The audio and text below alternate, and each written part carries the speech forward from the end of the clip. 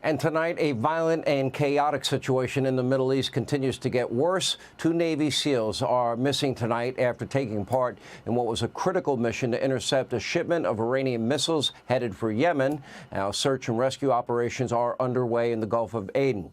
Now, meanwhile, Yemen's Houthi rebels, they continue their attacks in the Red Sea, even striking an American cargo ship yesterday with a ballistic missile. And now, finally, Biden is planning to once again redesignate the Houthis as a terrorist organization. Remember, he very generously removed the terror label shortly after taking office, even though they regularly committed acts of terrorism at the behest of Iran. At least Joe wasn't trying to give them billions like he was doing for the Iranian mullahs. This all comes as Defense Secretary Lloyd Austin is out of the hospital after nearly 2 weeks stay. And that was not initially disclosed, by the way, to anybody. It was 8 days later that Joe Biden found out he actually had cancer, or actually had a prostate problem. Anyway, here with reaction is former Secretary of State Mike Pompeo. We do wish him a speedy recovery. So we were told, Great Britain and Joe Biden, they responded to the Houthi rebels. We find out later that at the most, maybe 5 people were killed. Now the Houthis are firing ballistic missiles at American ships, and there's no response as per usual. Your reaction? Yeah, Sean, this is a problem that was a policy-driven problem. The Biden administration got this wrong from the outset. You're right.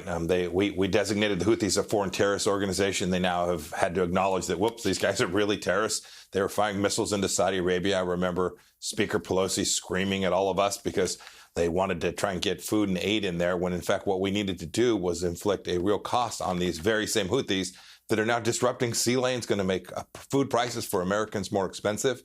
And you got it right as well. They fundamentally misunderstand this threat, whether it's the Biden administration's efforts to restrain Israel when they need to destroy Hamas, or the administration's effort to pinprick Iran when they're threatening the lives of Americans, 125 plus attacks on American interests in the Middle East. This is unacceptable. We can't let this happen. And I'm praying for those 2 Navy SEALs. But this is precisely the kind of thing that happens, Sean, when America isn't strong and doesn't deter our adversaries.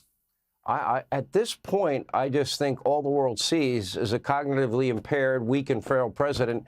And I've got to imagine, based on the fact that Joe never responds seemingly to any incident, that they think they have free reign. I have no doubt this year, while Joe is president, that, in fact, the reunification of Taiwan with China is going to occur, meaning they're going to try and take over an independent state.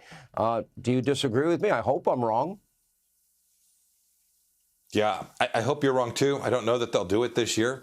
But your core point, which is that our adversaries see this moment, right? They can see that President Biden is not up to the task of defending American interests. Whether it was what happened in Afghanistan, where we had 13 Americans killed, or the invasion by Vladimir Putin into Europe. These are the kind of things that happen when America isn't on watch, doing the basic task of convincing our allies to defend themselves and supporting them when they do. Whether Xi Jinping will actually move on Taiwan in the next 10 or 12 months, make no mistake about it. They know that President Biden's got another year. He may only have that one more year, and they're going to do everything they can to seize the leverage and the moment to make this next administration's job even that much more difficult.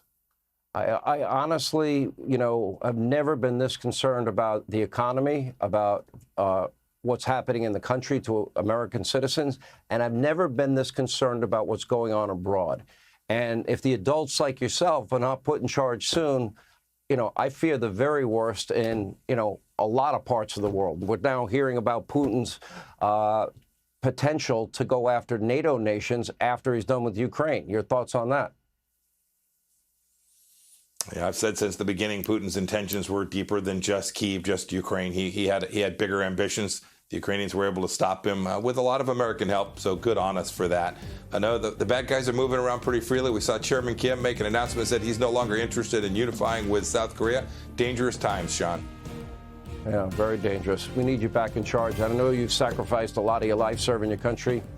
We could use you back in charge again. Thank you. Hey, Sean Hannity here. Hey, click here to subscribe to Fox News YouTube page and catch our hottest interviews and most compelling analysis. You will not get it anywhere else.